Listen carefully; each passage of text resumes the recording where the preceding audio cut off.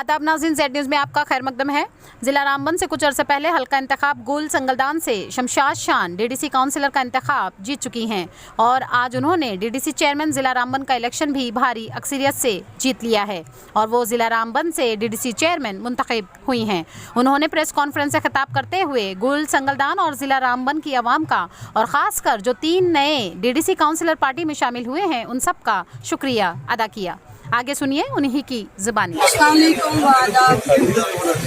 तो मैं सभी अपने डिस्ट्रिक्ट रामबन की मशहूर आवाम का और अपने डीडीसी काउंसलर्स का शुक्रिया अदा करना चाहूँगी जिन्होंने मुझे ये मौका बख्शा।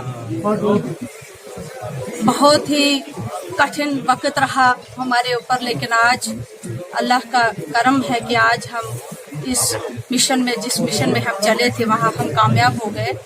मैं यहाँ इस मंच से आपके माध्यम से अपने डीडीसी काउंसलर्स का, अपनी नेशनल कॉन्फ्रेंस की टीम का और जो हाल ही हमारे साथ 3 डीडीसी काउंसलर्स ज्वाइन हुए हैं नेशनल कॉन्फ्रेंस, उनका शुक्रिया अदा करना चाहूँगी जिन्होंने इस नेशनल कॉन्फ्रेंस को और मजबूती से पकड़ा और आज हम इंडिपेंडेंटली नेशनल कॉन्फ्रेंस पार्टी का पूरा काउंसिल बना सकें।